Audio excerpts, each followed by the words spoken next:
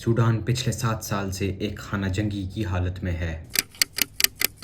दिसंबर 2018 में price hikes की वजह से सूडान के अंदर मुजाहिरे शुरू हो गए, जिनमें सूडान के प्रोफेशनल्स, लॉयर्स, स्टूडेंट्स, एक्टिविस्ट्स और थिंकर्स ने हिस्सा लिया। शुरू में तो ये प्रोटेस्ट प्राइस हाइक्स के अगेंस्ट थे, लेकिन आहिस्ता आहिस्ता इनका स्कोप एक्सपैंड होता चला गया और लोगों ने rule of law, economic reform, basic human rights and establishment of democratic institutions की बात करना शुरू कर दी। सूडान में हर तरफ एक ही नारा सुनाई देने लगा, फ्रीडम, पीस एंड जस्टिस। ये मुजाहिरे पुरअमन थे, लेकिन ख़त्म होने का नाम नहीं ले रहे थे, जिनसे तंग आकर सूडान की आर्मी ने सूडान के उस वक्त के डिक्टेटर उमर अल बशीर को बोला कि भाईजान, आपका घर जाने का वक्त आ गया है। उमर अल बशीर का इक़्तिदार आखिरकार 30 साल बाद ख़त्म हो गया। उमर अल बशीर के घर जाने के बाद सूडान के अंदर एक ट्रांजिशनल गवर्नमेंट की बुनियाद रखी गई, जिसने कॉन्स्टिट्यूशन को सस्पेंड कर दिया और एमरजेंसी नाफिज कर दी। लेकिन मुजाहिरीन ने इस हुकूमत को तस्लीम करने से इनकार कर दिया, जिसके नतीजे में मुजाहिरीन के ऊपर सूडानीज़ मिलिट्री ने क्रैकडाउन किया, जिसके नतीजे में 120 के करीब लोग मारे गए, जिसको खारतूम मैसेकर कहा जाता है। मिलिट्री बैक्ड ट्रांजिशनल गवर्नमेंट के खिलाफ मुजाहिरे जारी रहे और अगस्त 2019 में इंटरनेशनल प्रेशर में आकर सूडान की आर्मी ने सिविलियन हुकूमत के साथ पावर शेयरिंग का एक एग्रीमेंट किया। इस एग्रीमेंट के तहत सूडान के अंदर कुछ सालों तक अमन कायम रहा, जिसको सूडान की आर्मी बर्दाश्त न कर सकी। सूडान के लोग एक नई थिंकिंग को सामने लाना चाहते थे, लेकिन सूडान की आर्मी के अंदर वही पुरानी थिंकिंग चल रही थी, जिसमें सूडान की मिलिट्री के ऑफिसर्स गवर्नमेंट को कंट्रोल करना चाहते थे,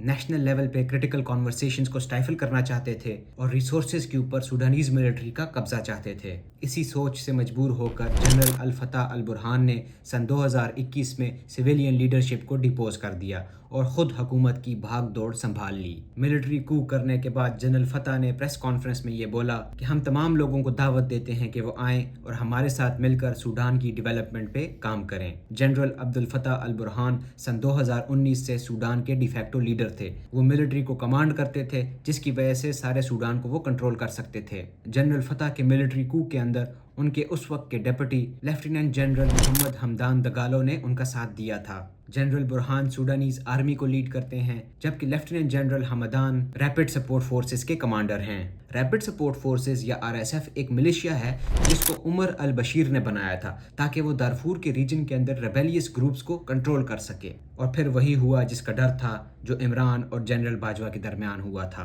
बुरहान और हमदान का अलायंस टूट गया। अप्रैल 2023 में जनरल हमदान की रैपिड सपोर्ट फोर्सेस ने सूडानीज मिलिट्री हेडक्वार्टर्स पर अटैक करके जनरल बुरहान को मारने की कोशिश की।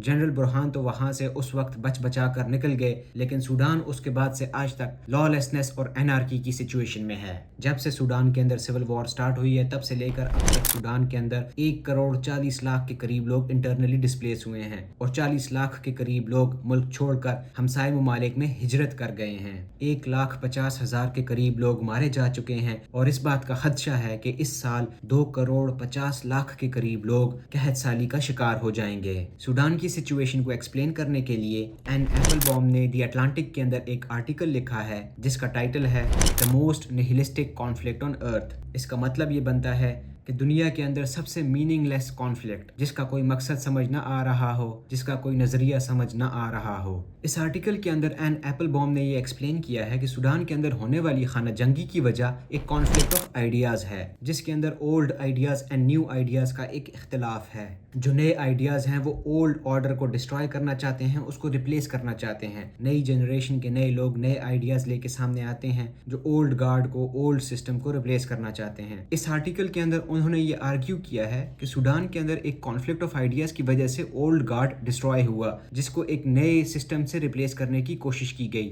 लेकिन इस नए ऑर्डर को एस्टेब्लिश करने के चक्कर में पूरा मुल्क तबाह हो गया। लेकिन समझने की बात यह है कि जब नई जनरेशंस नए आइडियाज़ लेके सामने आती हैं तो ओल्डर जनरेशंस को विजडम शो करते हुए नई जनरेशंस के लिए स्पेस बनानी चाहिए, क्योंकि जब दोनों तरफ से आइडियाज़ और कन्विक्शंस का टकराव होता है तो हालात बिगड़ जाते हैं और खून बहता है। सूडान की मिसाल में पाकिस्तान की रियासत के लिए भी बहुत सबक हैं। सबसे पहला तो ये कि कानून और इंसाफ का निज़ाम हो, हर किसी को इक्वल ट्रीटमेंट दी जाए, लोगों को इजहार राय की आज़ादी हो और सबसे इम्पॉर्टेंट रिसोर्सेज की डिस्ट्रीब्यूशन में सबको हिस्सा दिया जाए। अगर ये डिस्ट्रीब्यूशन अनफेयर होगी तो कुछ लोग रिवॉर्डिंग रेजिम से बाहर रह जाएंगे और वो किसी न किसी दिन निज़ाम से बगावत पर मजबूर हो जाएंगे। देखने वालों को ये सब पाकिस्तान में भी दिखाई दे रहा है।